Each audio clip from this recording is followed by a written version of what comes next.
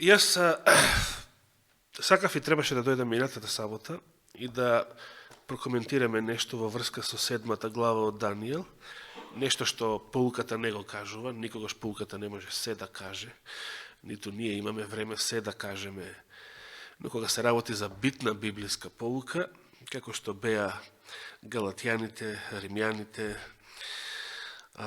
сега откровението исто така, сега и пророкот Данијел, сакам да додадам и уште нешто. Значи, денес беше централната 8 глава и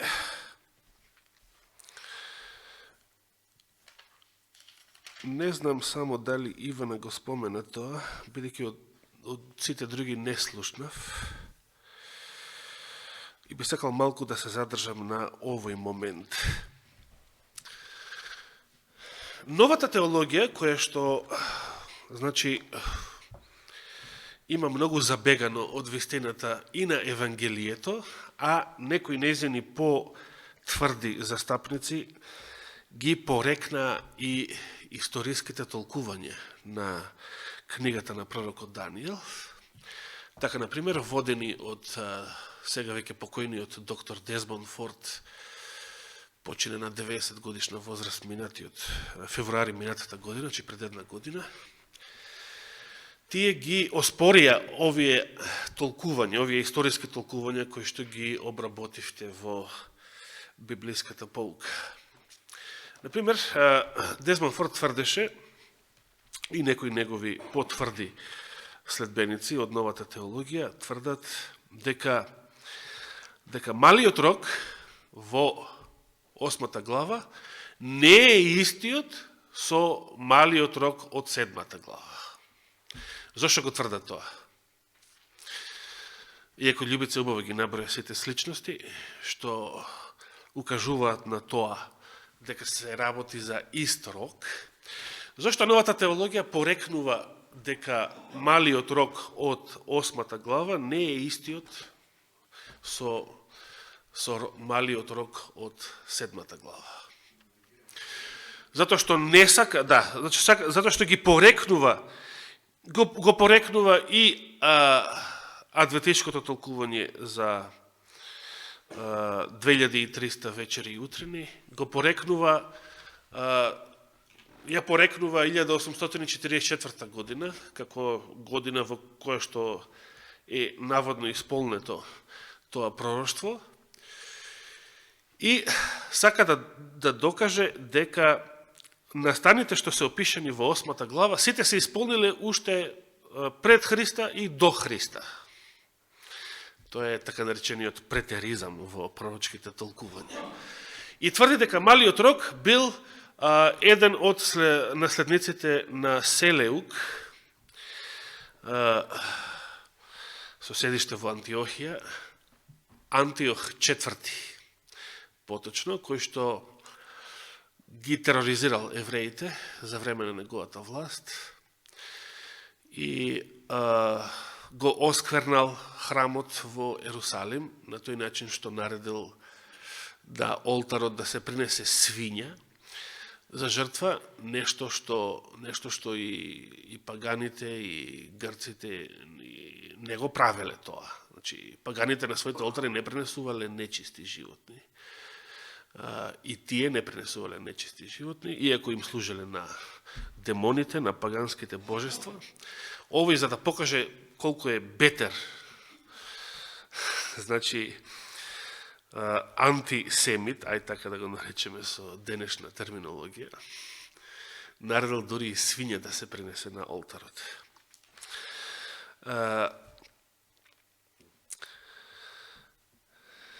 Сега, кој е моментот што сакам да го нагласам и поуката добро го споменува? Ќе отвориме во Данијел 8 глава.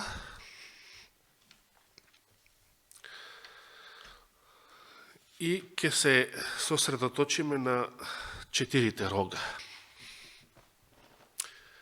Значи, 4 рога изникнуваат на главата на јарецот.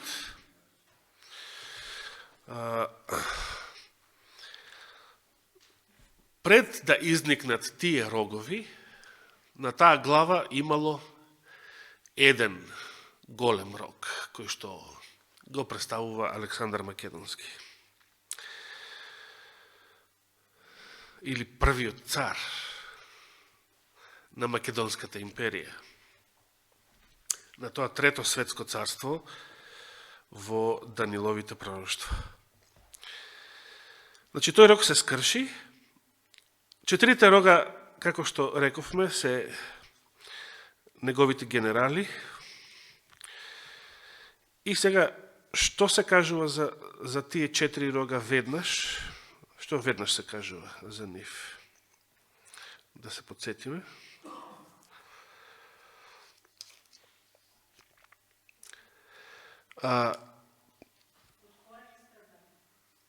Осмиот стих, значи 8.8. 8 глава, 8 стих. Тогаш козалот, вели овој превод, или јарецот, многу се возгордеа. Ова е првиот грев. Многу се возгордеа. Но кога се засели, големиот рог му се скрши и на тоа место изникна што? 4? Сега. Ова е битното. Свртени спрема што? Добро. Четирите ветра небесни. Така вели? А кој превод читаш? Стариот. И во новиот е исто, спрема четирите страни на светот. Точно и едното и другото. Во еврејскиот оригинал се четирите ветра небесни, но тој израз, четирите ветра, тоа бил израз што евреите го користеле за да ги опишат четирите страни на светот. Значи, север, југ, исток, запад. Овие четири рога, значи, биле свртени кон четирите страни на светот. Што значи? Едниот бил свртен кон север, тоа бил Лизимах и неговата територија беше цела денешна Турција или Мала Азија. Едниот бил свртен на исток, тоа бил Селеук, кој што, значи, ги владеел Сирија, Јудеја, значи Ерусалим и натаму Персија до Индија, докај што стигнал Александар своевремено. И ако се сеќавате, Александар сакаше да оди понатаму. Александар не се уморил, не папсал. Тој сакал да оди понатаму. Но кој му откажал послушност? Неговите војници му откажаа послушност. Тие не сакаа понатаму. Така барем вели историјата. Колко е точно, ќе ни покаже Господ. За време на неговото царство. Неговото вечно царство што престои. На југ бил Птолемеј, кој што владел со Египет, со седиште во Александрија, и западниот рог бил Касандар, кој што владел со татковината, од каде што тргнале Александар и неговата војска, неговата фаланга, значи Македонија, Грција, европскиот дел, целиот европски дел на империјата. И сега се поставува прашањето, што значи ова во 9 стих? И од едниот од нив излезе мал рог. Како?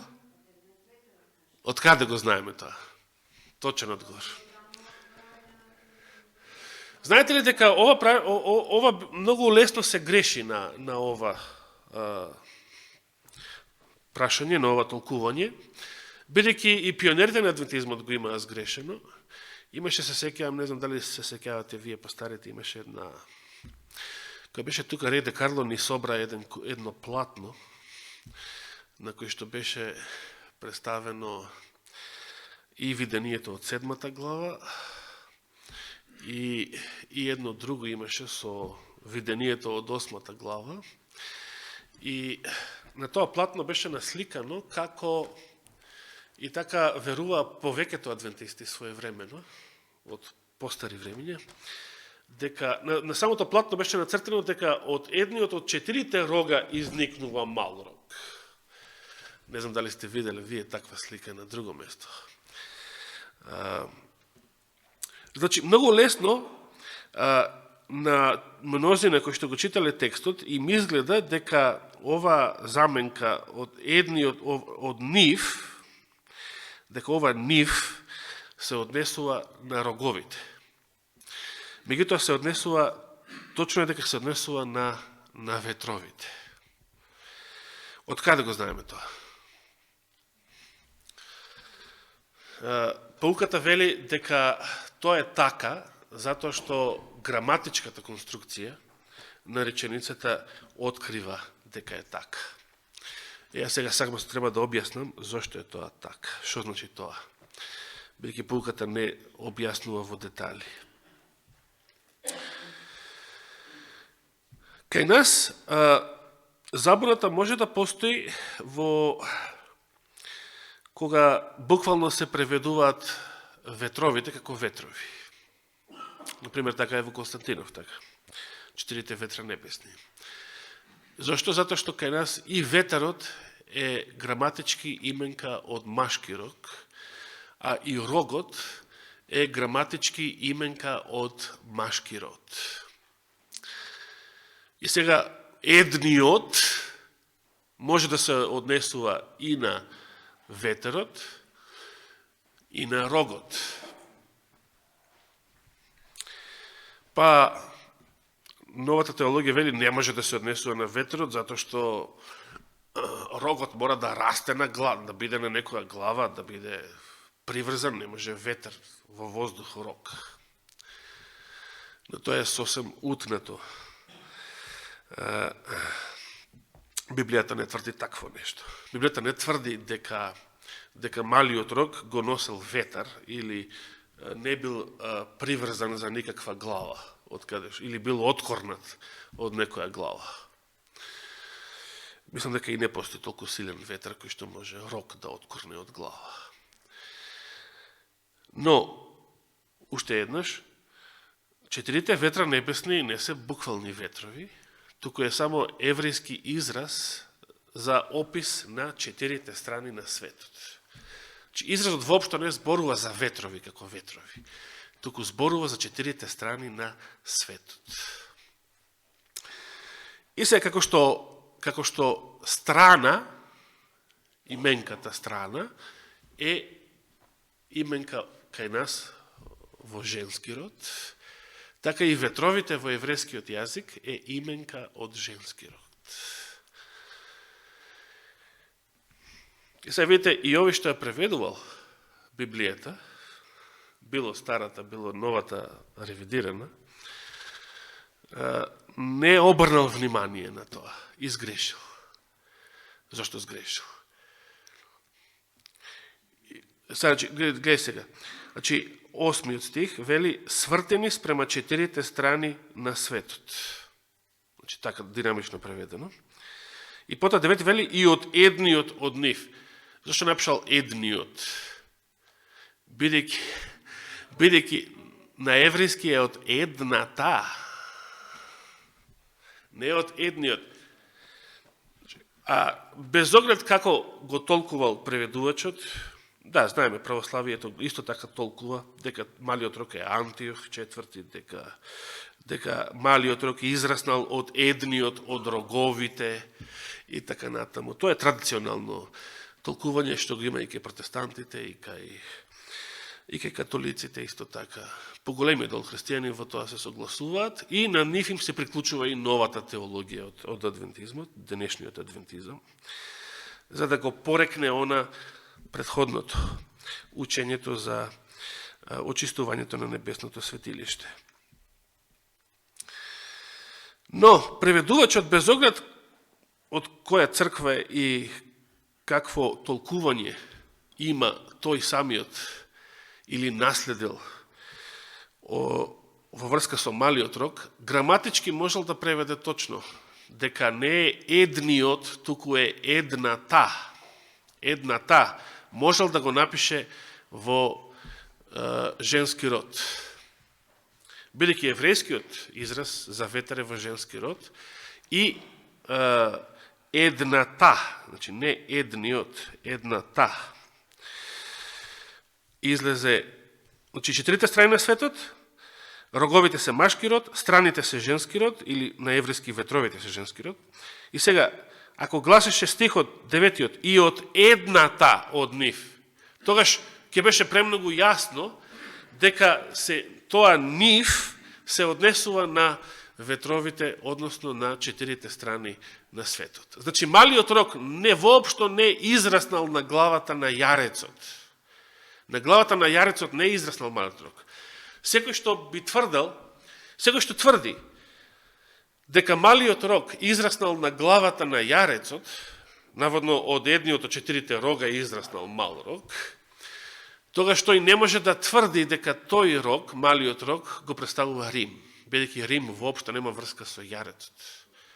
Јарецот е Македонското царство, како што Овенот беше Медоперсиското царство, и ако тврдиш дека малиот рог расте на главата на јарецот, иако малку неприродно не може рог од рог да расте, мислам нема во природата такво нешто, сепак, како и да е, ако тврдиш дека малиот рог расте на главата на јарецот, воопшто, значи дека не може да биде Рим.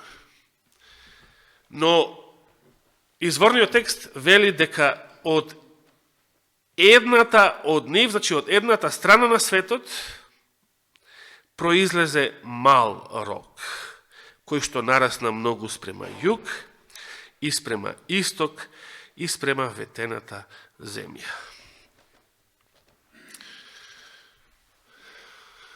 Како нараснал овој мал рог од едната од нив, значи од едната од четирите страни на светот? Конкретно од која страна на светот? Од запад. Па сега каде нараснал? На чија глава нараснал? Бидејќи 8 глава не изборува само за Овенот и јарецот, така. На чија глава нараснал? На 7 глава. Значи, ова е врската. Значи, не само што постојат еден куп сличности помеѓу малиот рог од 8 со оној од 7 глава, туку исправното граматичко толкување на 9 стих покажува дека малиот рог од 8 е истиот, значи го идентификува со оној од 7 глава. Значи, замислите, како што била пишувана и книгата на Данијел, значи тука немало поделба на глави и на стихови, туку целата книга бил еден континуиран текст. И сега сосема логично, значи кога се споменува малиот рог на ова место, како еден што израснал од едната, од западната страна на светот, да речеме ние, значи секој читател и во времето на Данијел и во било кое време, се додека немало поделба на библискиот текст на глави и на стихови, секој читател можел логично да си го поврзе овој мал рог, дека е истиот од оној претходно споменат. Што би рекли ние во претходната глава, но за нив немало глави, иначе тоа бил еден континуиран текст. Значи, никој не тврди дека рогот бил носен од ветар или дека не постоел на нечија глава, туку едноставно, без да повторува, без да има потреба за да повторува, текстот од 8 глава само го споменува малиот рог како еден што потекнува од едната од четирите страни на светот и со тоа не навраќа на истиот мал рог од 7 глава, кој што знаеме таму веќе беше кажано на чија глава тој израснал и се појавил, и тоа немаше потреба одново да се повторува. Со други зборови, 8 глава ни помага да разбереме и кои се царствата од 7 глава. Кои се царствата од 7 глава? Значи, во 7 глава дали се идентификуваат царствата? Не. Во 2 глава дали се идентификуваат царствата? Представени со металите на големиот кип. Не, само се кажа, после ова ќе биде вакво, после она ќе биде онакво, и така натаму. Да, освен дека Вавилон е првиот, така, да. Но во 7 глава ниту Вавилон не се идентификува, туку едноставно се набројуваат, се кажува какви се овие царства, се подразбира дека првиот е Вавилон, бидејќи видението од 7 глава, Данијел го добива во првата година на царот Валтазар, че се уште е Вавилон на власт. И другите царства, меѓутоа, не се идентификуваат. 8 глава помогнува или помага да се идентификуваат второто и третото царство. Бидејќи веќе објаснува. Ангелот, овие е Медоперсија, третото е Македонското царство,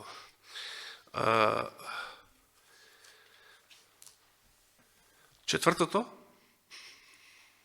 не се кажа.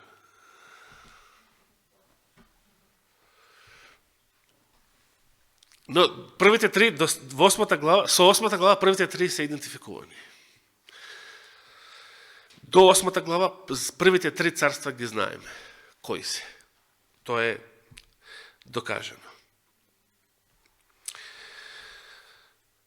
Малиот рог не е најавен или идентификуван кој е конкретно во овие пророштва.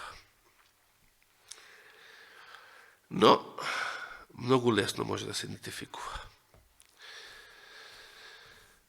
Сепак, тоа не е темата. Само сакав да покажам како постои не само сличностите, еден куп сличности помеѓу малиот рог од 8 со 7 глава, туку постои директната врска помеѓу, дека се работи за еден ист мал рог помеѓу двете глави.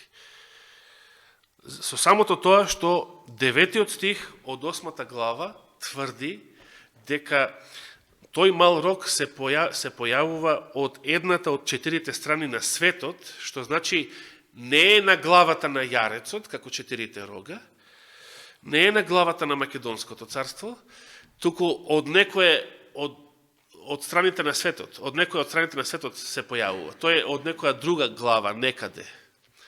Само страната од една од страните на светот. 4 рога се свртени кон, тие се на главата на јарецот, ама свртени кон 4 страни на светот, че малку накривени може да ги замислиме.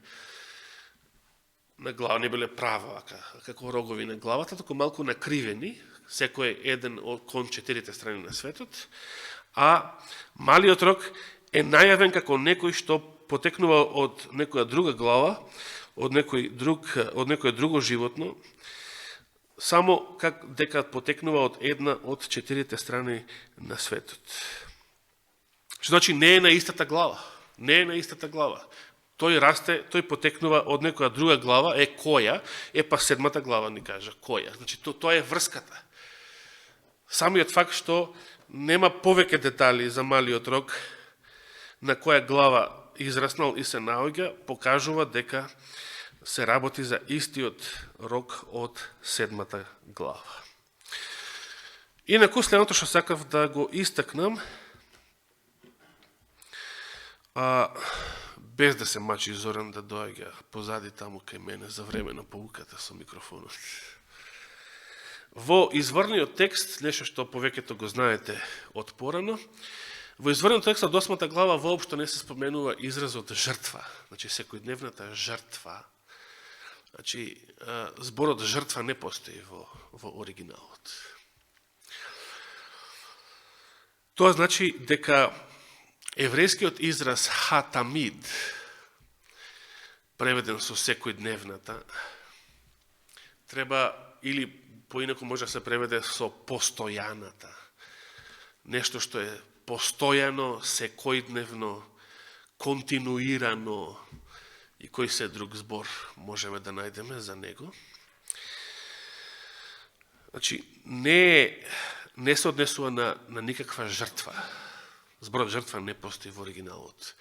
Туку, иако не се кажува именката, на што се однесува тоа секојдневната, постојаната, континуираната, ние би можеле да го додадеме зборот служба.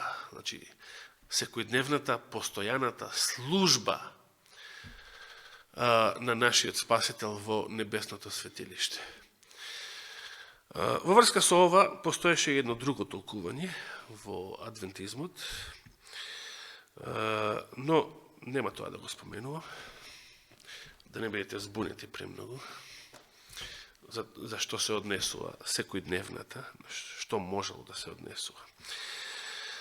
Јас верувам дека е точно тоа што и поуката го застапува, дека се однесува на Христовата првосвештеничка служба во небесното светилиште. И овој збор го урна 11 стих. Значи, се издигна дури и до водачот на таа војска, на небесната војска, од претходниот стих. Кој е водачот на небеската војска? Каде е Микаел?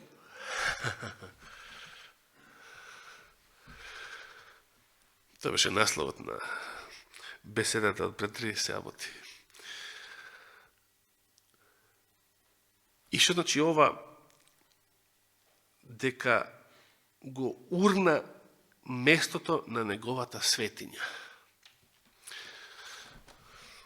Новата теологија и противниците на адвентизмот и за ова се фаќаат, па не може како.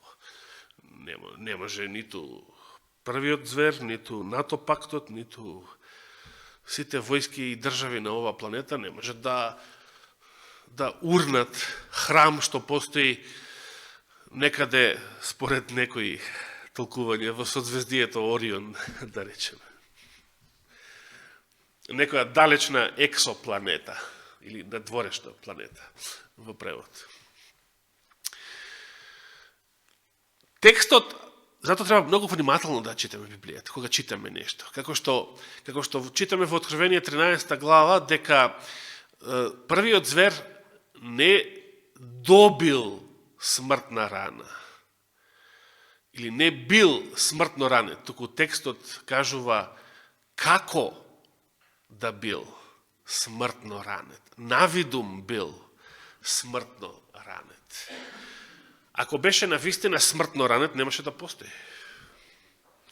Меѓутоа, Ватикан не престана да постои 1798 година.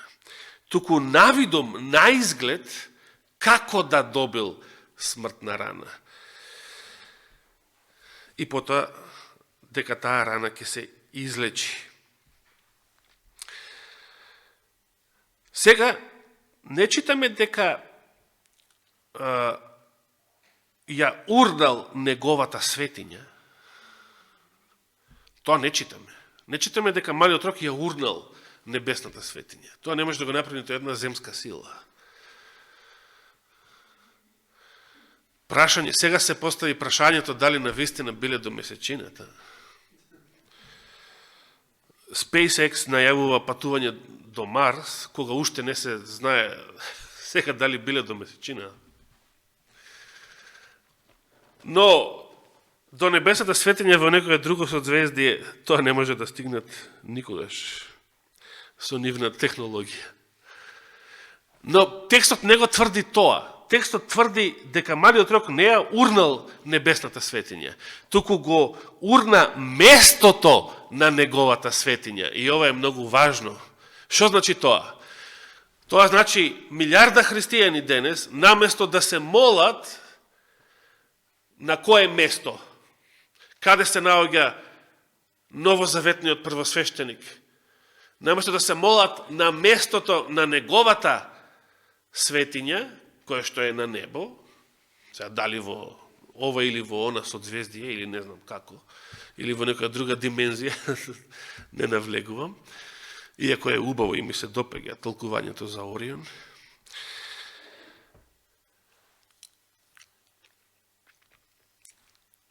И наместо да се молат на тоа место, наместо да гледаат на тоа место, каде гледаат и каде се молат?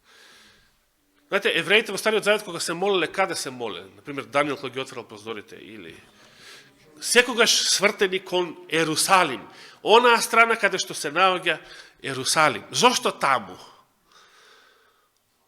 Многу логично, затоа што во Ерусалим било местото на Господовата светиња. Таму бил Господовиот храм. Таму била Божјата слава Шекина. Таму живеел Господ, како што самиот рекол. Таму каде што е Господ, видите, многу логично, евреите не се молеле на небо. Не гледале кон небо, кон Ерусалим. Зашто Господ не живеел на небо, Господ живеел во Ерусалим. Господ се населил на оваа бунтовна планета. Од толку широка вселена, тој се населил на оваа бунтовна планета за да покаже колку е голема неговата љубов кон паднатиот човечки род.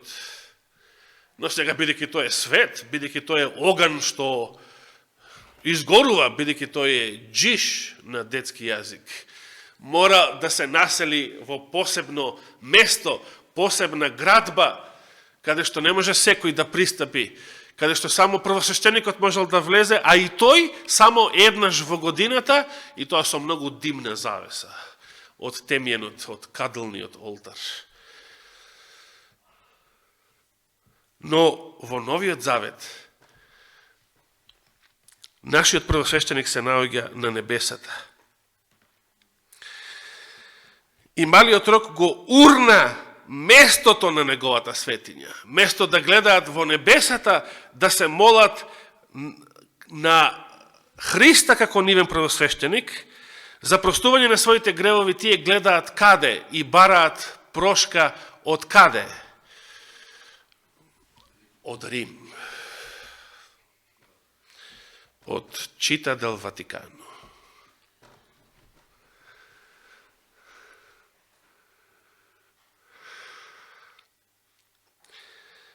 На тој начин е украдена и секојдневната, Христовата постојана, континуирана служба. Бидејќи луѓето не гледаат таму, не гледаат во Христа, односно малку се оние што гледаат. Денес е поголемиот дел протестанти не гледаат во Христа. Гледаат каде? Гледаат во Хорхе Берголјо.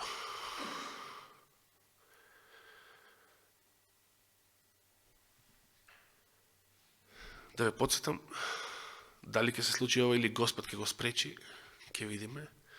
Во мај месец беше најавен голем самит на држави од целиот свет, односно нивни представници, во Рим, седиштето на Цверот, да потпишат еден така наречен глобален пакт во врска со целиот овој спин околу климатските промени.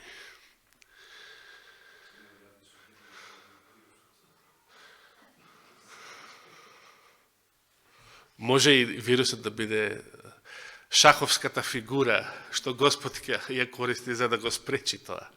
Токму така. Инако требаше да ни дојде Даниел од Рим завчера, ама го откажа летот. Миле Павлович треба да дојде, се размислува да го откаже летот на 21 и 28 март, најави дека ќе дојде, ама размислува да го откаже летот. И па вирусот најмногу се плашат од авион или на аеродром да се закачи од некој друг. Од места каде што се вкрстуваат луѓе од различни земји, од различни страни на светот. Би сакал за денес да завршам, иако имав намера да зборувам и за престолот од судската сцена во Данијел 7 глава, но тоа ќе го оставам за друг пат, ако даде Господ живот и здрави. Да завршам со Павловите зборови во посланието до евреите, 4 глава, кога проучувавме за духот на Антихристот во 3 дела, застанавме на ова место, значи последен пат на 18 јануари, евреите 4 глава, кога зборувавме за тоа дека Христос бил искушен во секако и ние, освен грех, тоа го кажува Павле во 15 стих, и сега 16 што вели. 16 е круна. За 16 ако даде Господ, ќе одржам посебна проповед. Не знам кога. И така, што значи тоа така? Значи, бидејќи немаме таков првосвещеник што не може да се чувствува во нашите слабости, туку таков кој искусил секако и ние, освен грев, и така, значи што ми имаме таков првосвещеник, и така, овој превод вели слободно, оригиналот вели смело да пристапуваме кон престолот на благодатта, за да примиме милост и да најдеме благодат за благовремена помош. Каде се наоѓа овој престол? Во Рим? Во Ерусалим? Во Белата куќа? Во било кој земски храм? Знаете, во православието се зборува за престоли, кој ќе се ракоположи нов епископ, се вели дека се втронува или се опрестолува или ќе биде востоличен. Востоличен или му даваат престол, столица, трон. Се користи тој избор престол. Не е тоа престол на нито една локација на планетава Земја. Престолот на благодатта, каде што апостол Павле не повикува смело да пристапиме или храбро, е Божиот престол во небесното светилиште, во светињата на светињите, каде што Христос служи како наш небесен, безгрешен, свет, непорочен првосвещеник. Нека му е фала и слава вечно. Амин. Ти благодариме, Господи, за убавиот сончев саботен ден, за Твоите големи милости и благослови што ги примивме досега, за сите Твои дарови, за сите Твои охрабрувања, кои што благовремено ни ги браќаш. Иако живееме во тешки и тажни времења, кога гледаме дека настаните се одвиваат според Твоето Слово, и тоа е, можеби, единствената причина за радост за мнозина денес. Но само за оние кои што веруваат во тоа Слово и цврсто ќе се држат, ќе продолжат да се држат за него и во иднина. Те молиме, Господи, дај ни посебна благодат, посебна сила од Твојот престол во небесното светилиште за ова време во кое што ни е потребна посебна помош. Ти благодариме за сето ова. Те молиме, Господи, за сите наши болни и немокни, најмногу за сестра Мимица, за еве ќе ги набрајаме другите, за Миле, мајка ми, Стефка, Стојан, Катица, сестра Надежда, Андреј и уште некои. Биди, Господи, со сите нив, благослови ги, допри ги со Твојата благодат. Биди со сите нас во остатокот од овој саботен ден, а за тоа те молиме и ти благодариме во името Христово. Амин.